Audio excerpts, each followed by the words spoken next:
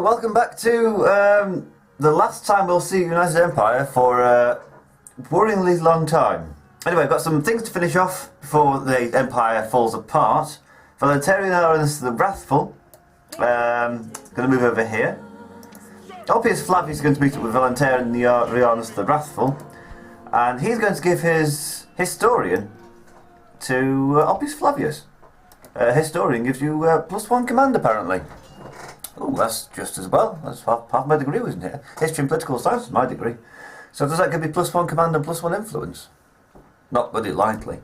Up north. I'm going to give Placus the Horseman. I'm going to spend some of my limited cash reserves on some Sarmatian archers.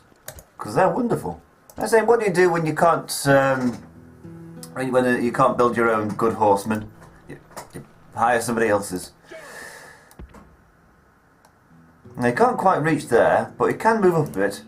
I think the plan is to take out a few raids to make sure the Celts don't build up into any significant force. And then once this army here is retaken of Aricum, in the most gruesome and bloody way imaginable, naturally, this legion over here, under Marcus the Gambler, is going to head up north and finish them off. Because he gets a +2 against He gets a +2 when fighting against barbarians, and +2 in commanding infantry. And if he's attacking, he gets +3. And he also likes Plymouth Argyle. Oh, the Greens. And Nero Flavius looks good, but look how loyal he is. Doubtful loyalties.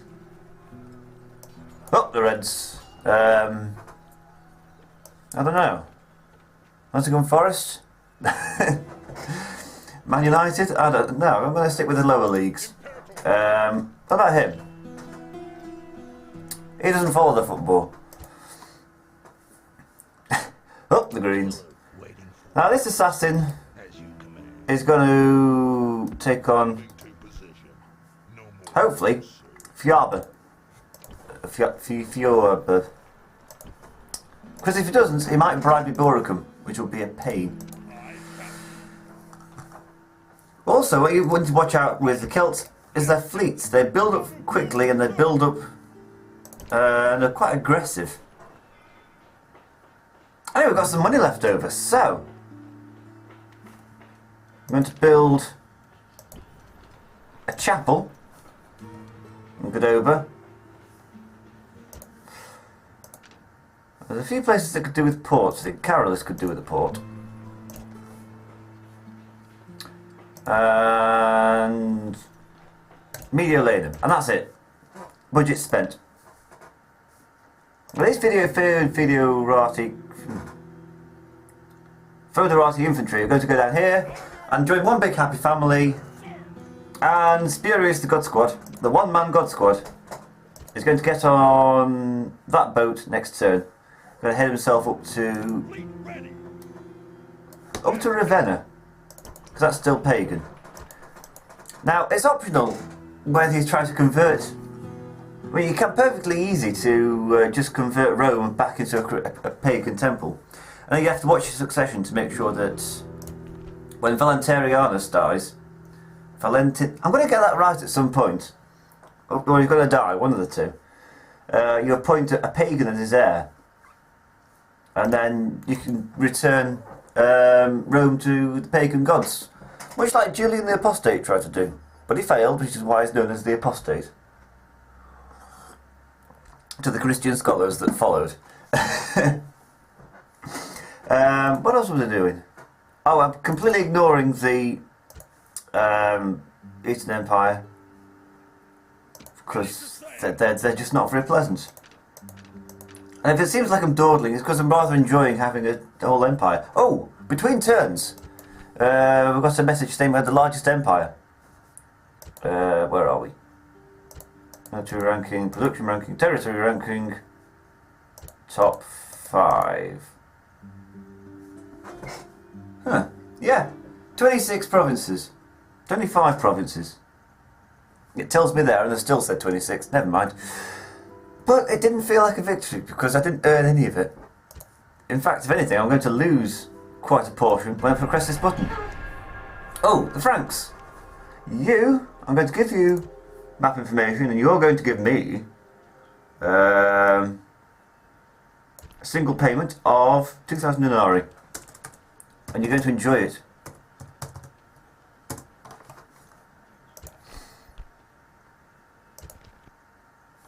Is it dangerous? No, because the AI... Ooh. Well, that was expected. Oof. At Quincum, don't care. Cortico Nova. They're still not...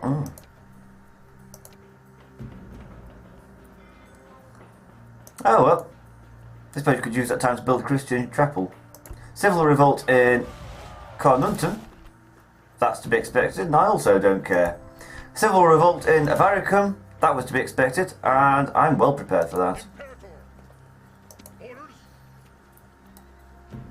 So right away, you're going to walk in, and we're going to build 4 siege towers, because in Barbarian invasion you can always guarantee that one of your siege towers will set on fire and collapse. Now you can join in.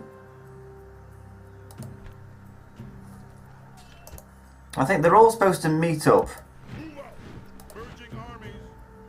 Who's in charge? He's not in charge. And we give... Everybody sort of switches... Ooh. Master of Soldiers in the Western Empire. That sounds pretty important. A pretty important office. Now here's something. I could give that to Nero Flavius, and he's a superior commander.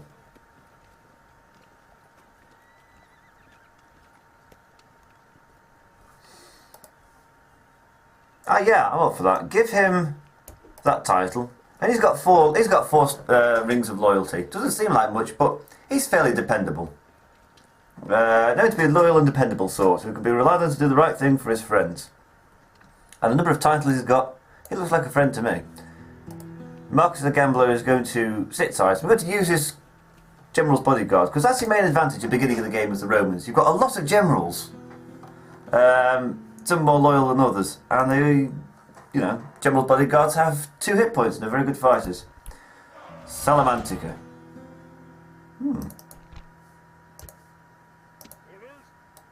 You look a little lost.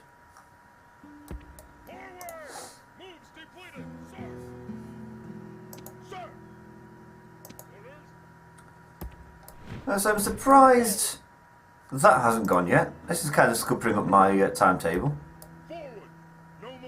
However, these can all meet up. I say these, there's supposed to be another one, isn't there? Yeah, Hererianus Corpulentus. You're going to meet up there, and you're going to meet up there.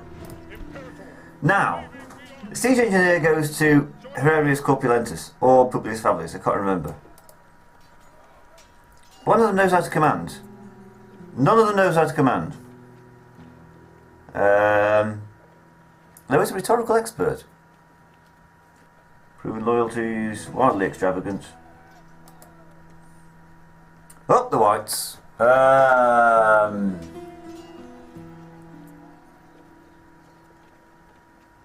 Leeds, Swansea, they play in white, don't they? Lazy, loyal, pagan. He's actually quite the commander, but I don't think he's quite loyal enough.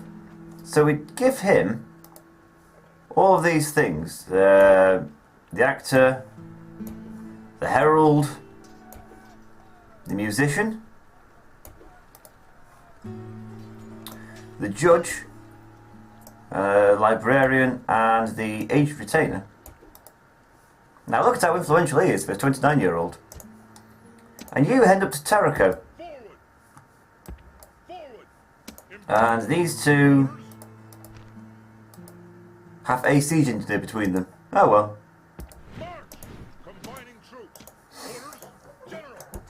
Editing report. Ooh, spent a bit too much money there.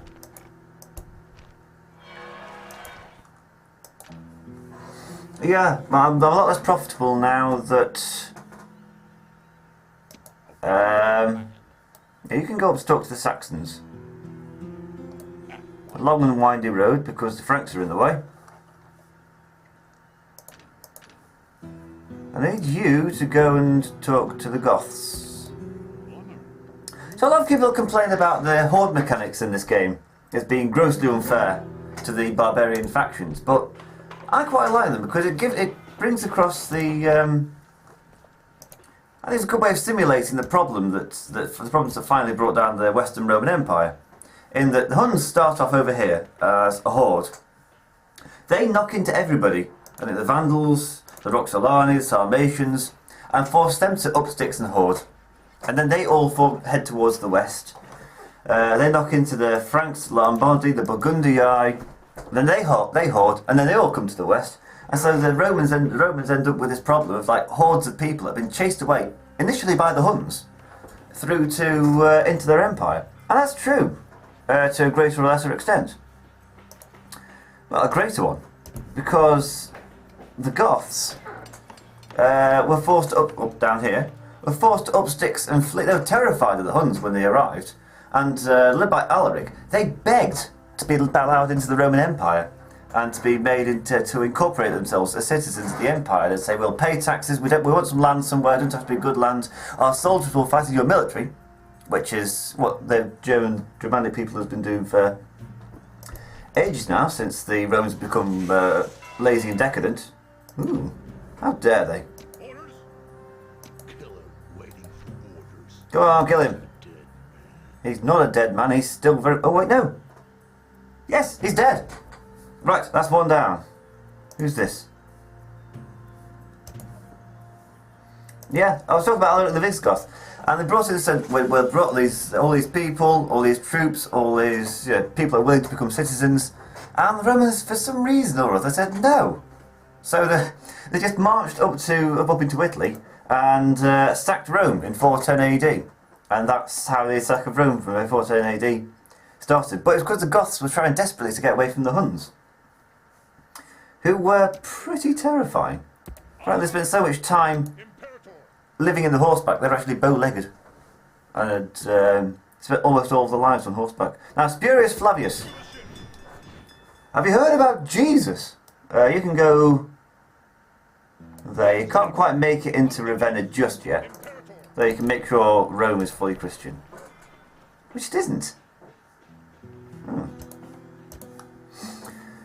Right.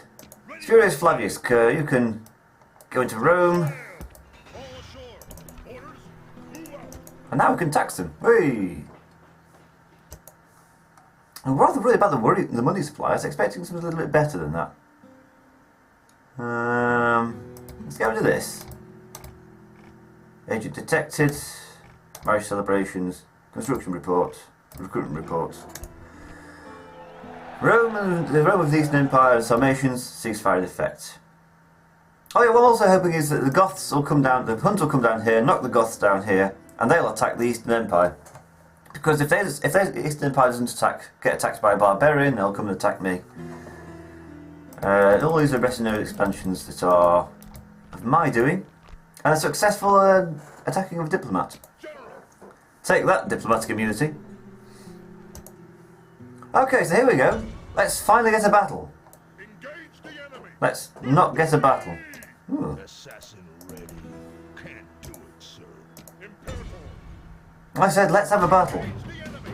Because it's been a video and a half now, all you've seen is careful management.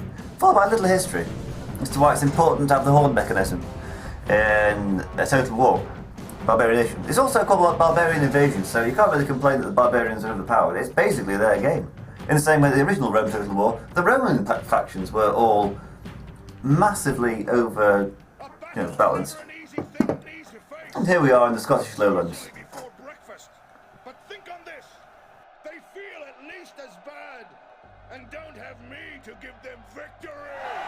Yeah. Right. Just know this, funnily enough, when I played enough line game, for every battle that I fought in Scotland, it was either snowing or raining. I thought, oh, that's rather up now.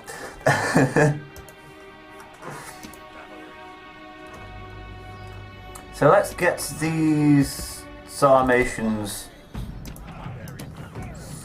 Oh yeah, the important difference you've got to make between Sarmatians, who are nomadic horsemen of the steppe, and they're quite a ferocious nature, and the Samaritans, who were a people, Semitic people near the coast of what is today Israel.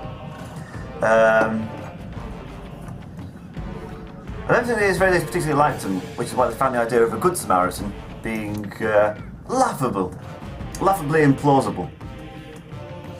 Anyway, you can all run over there. Yeah, so you've got to be careful, as in, if you were to bring up the Sarmatians, you wouldn't get helpful advice and consolation.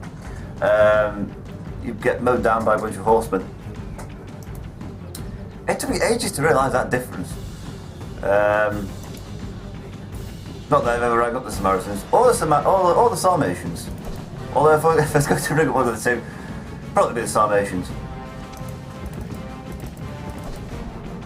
In fact, they're all Sarmatians. You're Sarmatian Auxilia, and you're actually getting paid for the job. Well, these are missile cavalry, so they should... No, they're light cavalry. So they probably should run away at some point.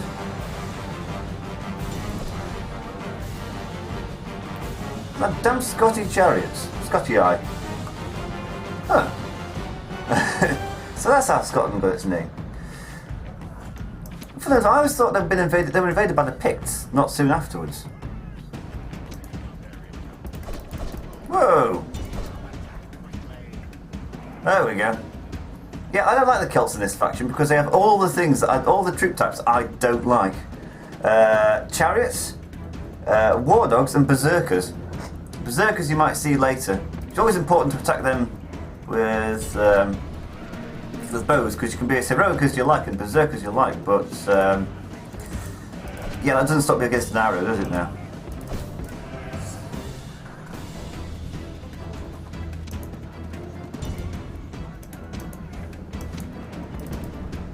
I think, yeah, what are they called? The Hounds of somewhere or other. Followed by actual hounds. And chariots. Who aren't doing too well against Sarmatians. Can I just charge them? Actually, probably not a good idea, because they're light cavalry and these are heavy cavalry. Also, they're chariots. How do they fare? 67, not too bad. 89. Thank God they routed. I think because the chariots being what they are against... Also, stop firing.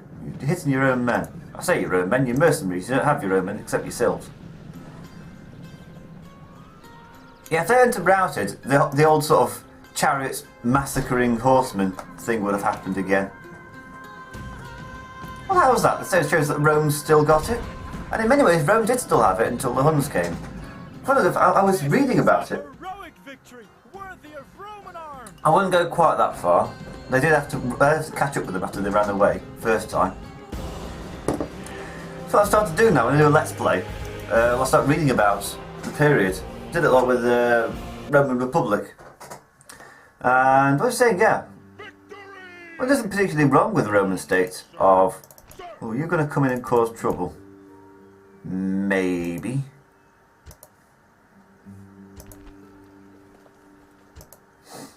Then again, you can run away, so... Assassin ready.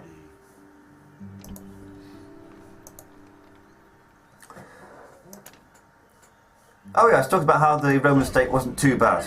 I can't remember quite how it wasn't too bad now.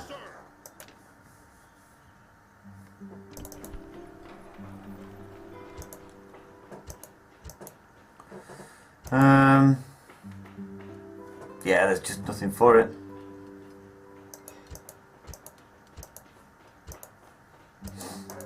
Oh yeah, I was talking about like, the various causes of Roman decline, and a lot of them. Cassius Lily-livered.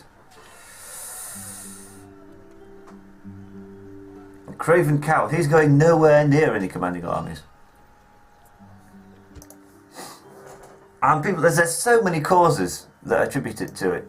Corruption, decadence, complacency, climate change, soil erosion, slavery, barbarians, they're a big one. What's happening in North Africa, by the way? Yeah, any number of different causes. A lot of them can be disproved out of hand, though, by the fact that the Eastern Roman Empire also suffered from these and didn't collapse until 1,000 years later.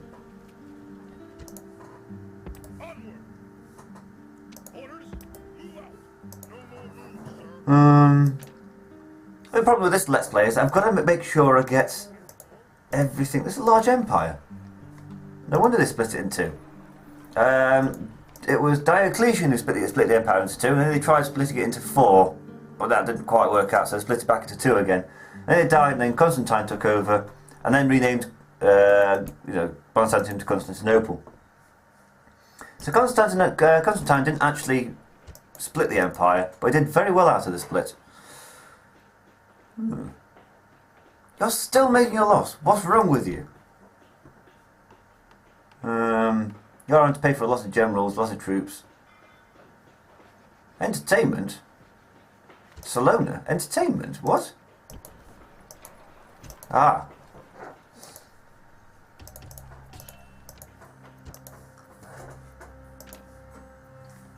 Well, this place, please, just hurry up and revolt. I'm getting fed up of waiting for it. Ah. Well, here we go. Carthage is more or less secure now. Chariots are very good. The only thing that I found that are better than chariots are Plumbatari. Finally. Thought you'd never revolt. Ooh, but you've been building up for it. Rioting in Augusta Trevorium. I'm glad you got that out of your system. I don't have time to worry about. The game's been held daily. Jeez. Finally, Salerno's making a profit. Built a port, that can make even more of a profit. Construction reports. A lot of places are building mines and ports, which is something I'm very much in favour of, especially since I've got no money at the moment. You could probably do with some garrison. And also, stop spending my money on games. Hold a second, I've got to do this because I'm losing lots of money here. Rome needs taxing.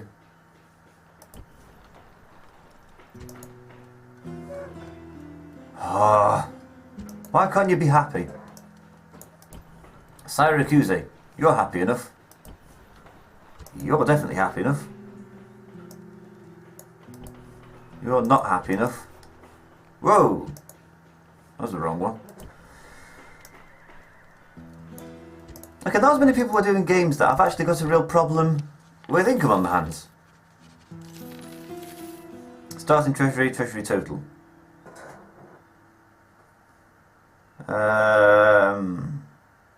Army upkeep's a big one.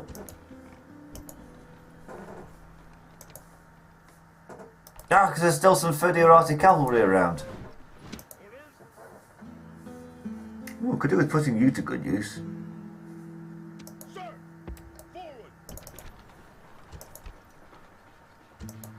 No, nothing yet. You're not going anywhere near a city because it just costs too much money.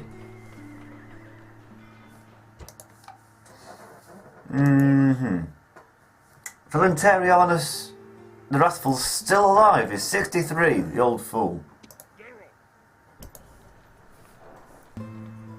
Now, there's nowhere to be had. Not quite sure how to use it though. Or you can disappear.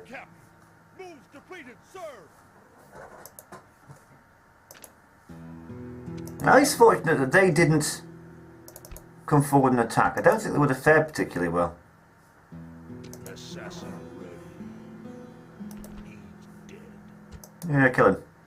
Whee! Oh, Felix the Killer.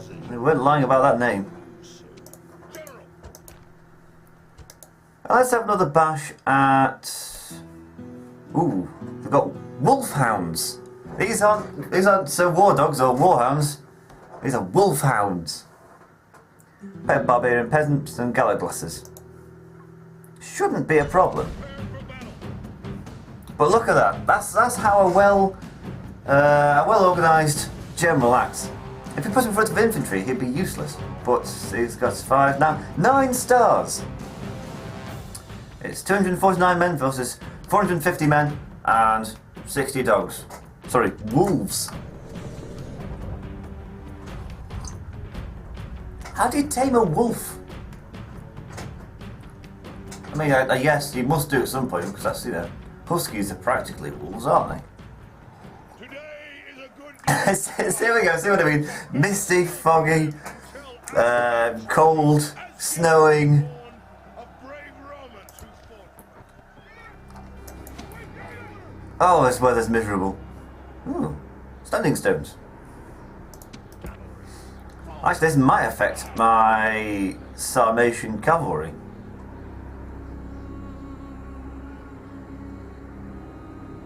Oh, well, what's the worst that can happen?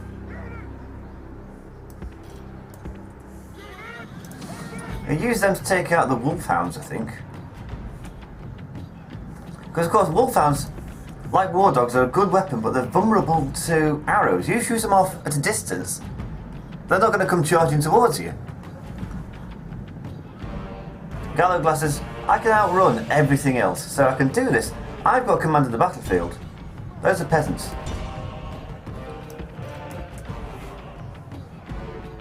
Don't waste your arrows. Well, you can waste your arrows if you want, but... Now, what do command stars actually achieve? I think...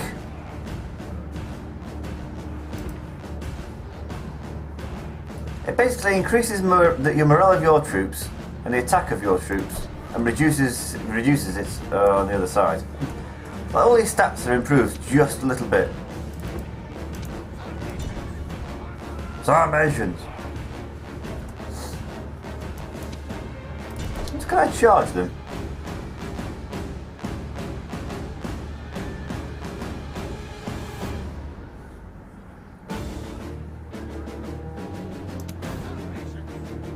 Run!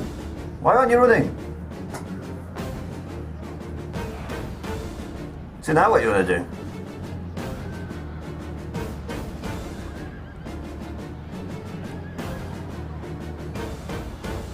I've killed 10 wolfhounds so far. They're broken, smashing. So there's nothing to stop you from charging at those barbarian peasants. Who aren't going to put as much of a fight as the Gallow Glasses, who put up literally no fight. Well, not literally no fight. The gods have filled the heart of the enemy general with fear. Now he flees the field like a coward. Goddamn wolfhounds. Oh! Well, I'm going to continue this. Virtue. They are not soldiers. Only frightened rabbits running from our men. This doesn't feel right, playing as the Romans, but also playing cavalry. Is there anything you can do about those wolf hounds?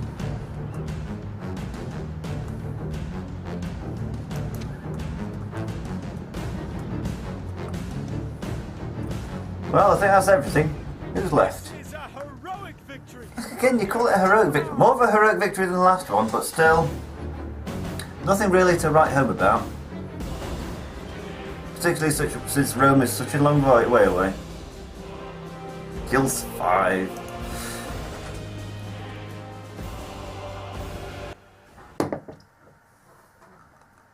That's why the Romans stationed on the border of Hadrian's Wall hated it. Cold, wet and miserable, the natives were weird. On both sides of the border, the Bretons were just strange people. The Romans didn't enjoy it at all. You can imagine, used to a Mediterranean climate, and you get sent up to Britain. In fact, on every extreme, you would not have wanted to have gone to a frontier. You've got the Sahara Desert this way, the Germans and wastelands over here, the Bretons and, you know, more terrible weather here, and deserts and over here. There was no good stationing in the Roman Empire to be sent to the frontier. Oh God.